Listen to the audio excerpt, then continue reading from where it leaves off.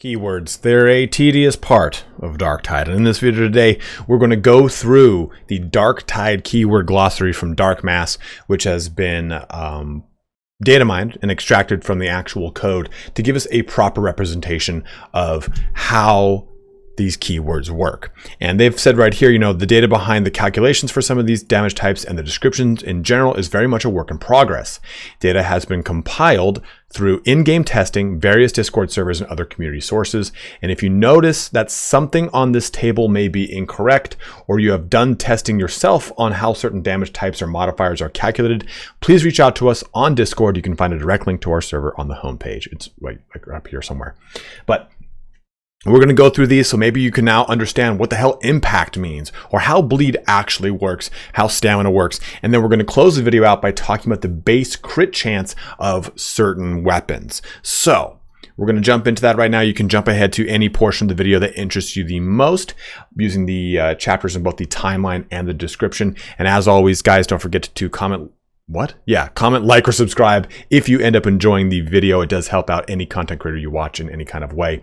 Also, make sure you check out my Twitch, linked in the description and the pinned comment.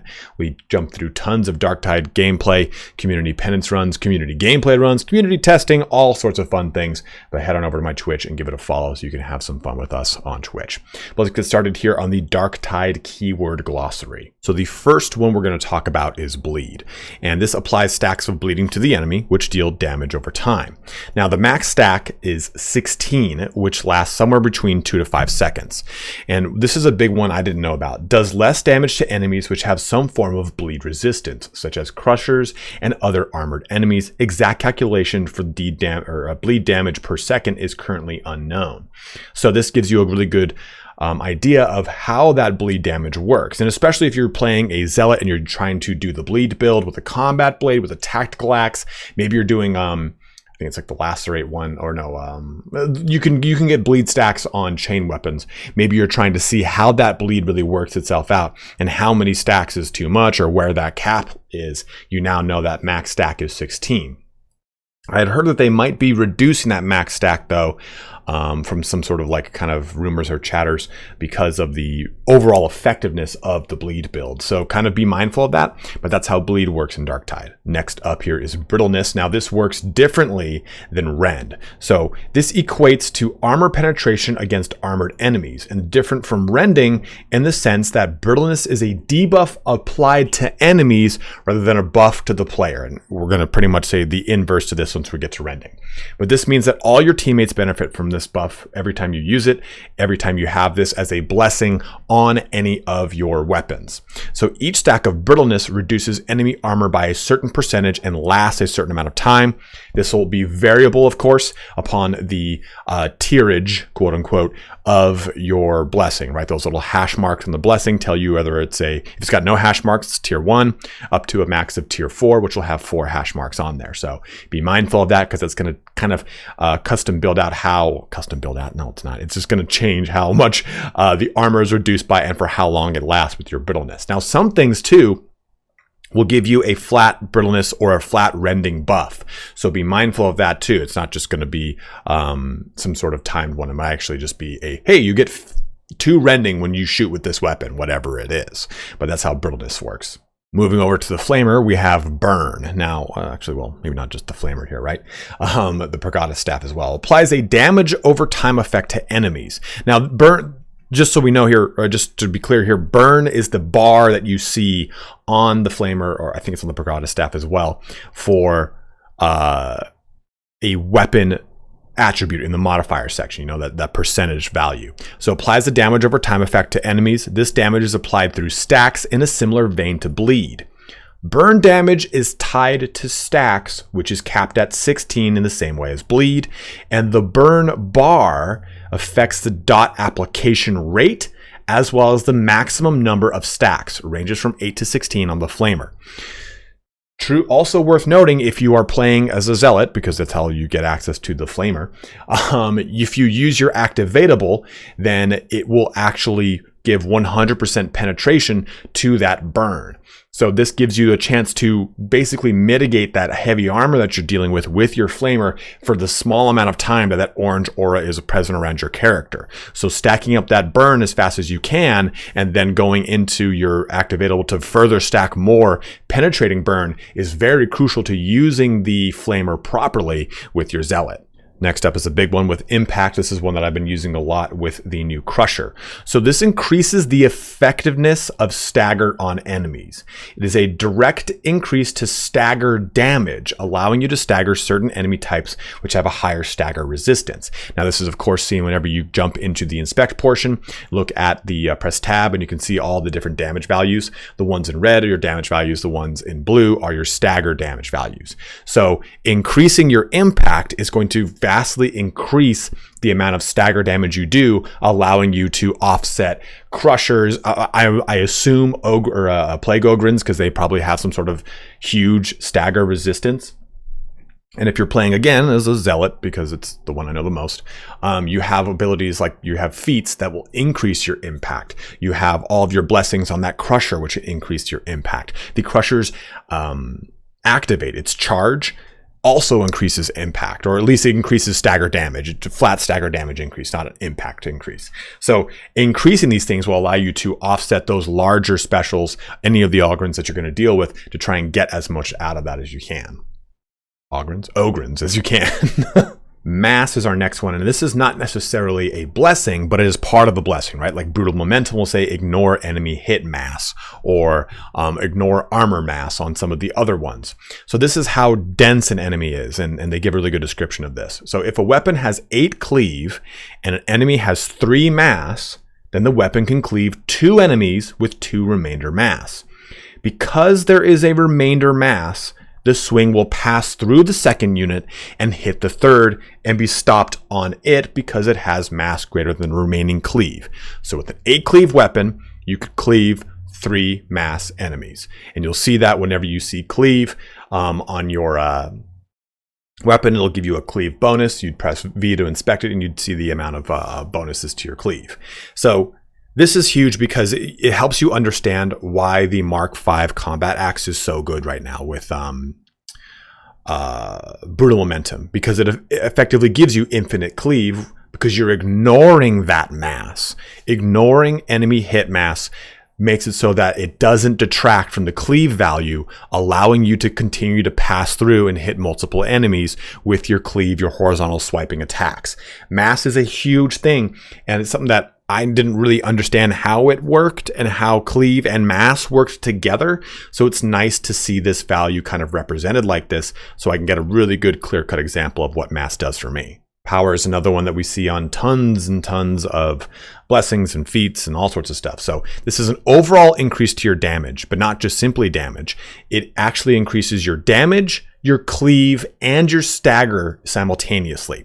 Now, I think that this means, well, yeah, I think it actually does mean increase your cleave. I thought maybe it meant increases cleave damage and stagger damage, but it might actually mean just outright increasing your cleave. So that's why power is different than a flat damage increase.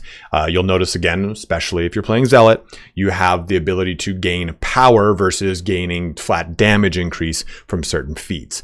Certain blessings as well will give you a flat power increase versus a flat damage increase. So this is how that kind of differentiates themselves. So for Rending, we have the, not opposite, but a different one from Brittleness, right? So this increases armor penetration, and it's either, it's really kind of unclear how this is calculated, but they said it either reduces armor defense by 10% per stack or downgrades enemy armor by 1 level per stack.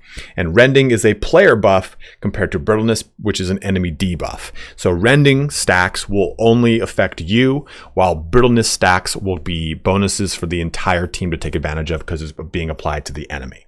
You'll see plenty of, I can't remember the actual name of the blessing, but like a bolt gun has a blessing that increases your Rending for every shot. It's like, oh, it's +1 Rending stack. It's like, oh, well, that's lovely, because this is a player buff to you versus Brittleness debuff on hit, right? So that the kind of different wording here. So the Rending will be a buff for you. The Brittleness will be a debuff for that enemy. Another one I wasn't too real sure on how it worked was Salvo. And what really is a Salvo? So one Salvo is all the shots that happen until recoil fully resets, either by swapping off and back onto the weapon or just not firing for a period of time. And I don't know what that period of time is, but that's what a salvo is. So it can be affected by blessings such as opening salvo, which increases the power of the first shot in a salvo by whatever percentage. It's kind of like first target, and how first target gives you a bonus to the first target you hit in a cleave. So this is nice to know because I didn't really understand what salvo included as far as, okay, is this a certain number? Is this the entire clip when I'm unloading? What is it really? So it's pretty much just whenever you start firing and stop firing, that's a salvo. Or if you swap weapons, that's a salvo after you're firing. So it's nice to kind of have a real clear-cut example of what that is. Next, we have stamina. Now, stamina is pretty cut and dry, but I just kind of wanted us to read this whole block of text because I think it's kind of pertinent to know. Each class has a base stamina value, which are as follows, and we covered this in the base stat video. Psyker 1, Veteran 2, Zealot 4, Ogryn 5. Each weapon also has a stamina value which adds to that base. Example, a Surge Staff provides +4 stamina. A Psyker with 1 equipped will have 5 stamina because they've got 1 base, right? So now whenever you see +X stamina on a weapon, you understand how this corresponds to your base stat of 1, 2, 4, 5. Oh, my attack axe gives me +2. Okay, well, +2 to what? Well, I'm playing a Zealot, so now I've got 6 stamina. This represents the chunks, those little bars of the stamina bar. These chunks are used when sprinting, blocking, and pushing. For sprinting, each chunk on the bar represents around 1 second of sprinting. The data for blocking and pushing has not yet been fully compiled, but pushing generally costs around 1 to 2 chunks, which differs between weapons. Again, a lot of this stuff you probably already knew, but I think it's worth knowing how your base stats play into the stamina value and how sprinting actually affects it versus pushing. And maybe you're a Vermintide veteran, you already kind of knew this, but just to kind of create some transparency on stamina for people. Throw our final one here for Cleave. And again, you probably know about it, but I figure if we touched on how power and rending and mass work, I figure Cleave is probably good to know about from a transparent standpoint as well. So it refers to the additional targets hit by a melee weapon after the first enemy is hit, directly affected by the cleave damage and cleave targets bar if your weapon has them, of course. So the former modifies how many targets your melee weapon passes through, versus the latter provides the damage dealt to these additional targets.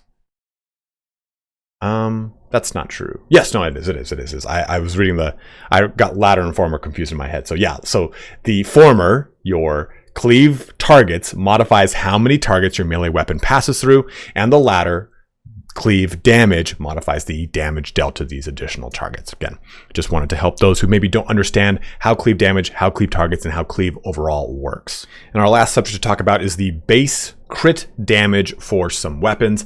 I've just highlighted some of the bigger ones here to talk about, but worth noting here that all classes have a base crit chance of 5%, aside from the veteran who has a base of 10%. Remember, this is a base crit, which applies to both melee and ranged as a class.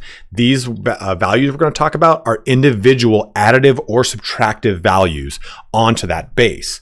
So for example, here it says a veteran with a combat blade would have a 25% crit, whereas an Ogryn with a heavy stubber would have 3% crit, because the combat blade gives 15% onto the veteran's 10, granting it 25, versus the heavy stubber has a base crit of -2 onto the Ogryn's base 5, creating a 3% crit. The weapons with variable ranges, such as the tactical axe, all have the critical bonus bar, which has a modifier that directly defines their bonus crit chance. All very important facts worth noting. So, looking at some of this, the combat knife just has a base crit of 15%. So when you look at finesse, that increases that 15% that already exists no matter what. So that's really nice to see because you just have that base 15% that's present. Okay, I'm playing a Zealot. Well, now it's 20%. What's my finesse going to further increase that? So this is how finesse can really help this ability. I think it also has critical strike on it to further increase the crit there. So that's how those things play hand in hand together. You know what? I'm actually going to highlight this in red just because I think it's worth noting. Grenades have a minus 5% base crit. So if you are a veteran, you have a 10%. You throw a grenade, it has a 5% chance to crit. Las pistol, 15% base chance to crit, which is actually kind of cool. You're probably using any of the infantry las guns right now because of that the Mark 12. Well, that guy's got a 5%. Your revolver has a base chance of 5% crit, even if you don't roll any good crit roll on its weapon. Otherwise, it goes up to 25%. The Surge Staff has a base of 5 up to 25. And the Tack Axe, which I thought had an innate crit, actually has an innate crit of 0 to 15 based off of what your critical roll is. So Matt Mercer would be proud. So you can get up to 15% on that bad boy. But stuff like the shotgun having 5% when your aim down sight is cool. Bolter having 5% when aim down sight. So if you're playing on your veteran, that's already going to be a 15% bolter aim down sight crit chance, which is very, very nice. Auto pistol probably doesn't need that minus 2%, but whatever, it's there. So these are just some really cool values. And again, I'm going to be sharing the link here in the description so you can jump into these. But hopefully this video kind of helped you out in dissecting some of these words you really were stuck on, or now you know the base crit values for a lot of these weapons, and it should really help you out in getting a better idea of which weapons you want to use, how the crit's going to really work themselves out. If you're trying to make a crit build for the Zealot or whatever you're trying to do a crit build for, you have a better idea of what innately gives you crit and your base crit chance and what have you. But any of these other videos or any of the other things that you need help with, guys, go ahead and leave a comment below. If you want to get involved in this project, please help Darkmass out. Jump on over into their Discord. They have a bunch of really cool stuff here on their website, talking about weapons, classes, stats, builds, build editors. You got all sorts of fun stuff that you can really dive deep on with Darktide through Darkmass. So a huge shout out to them for compiling all these keywords and doing a lot of data testing and community sources and kind of compiling all that together to give us a really good idea, a good bit of transparency on these terms that I had no fucking idea what they did, because Fat Shark didn't give us any kind of transparency on them. But as always, guys, thank you so much for watching here today. Have a good one and take care.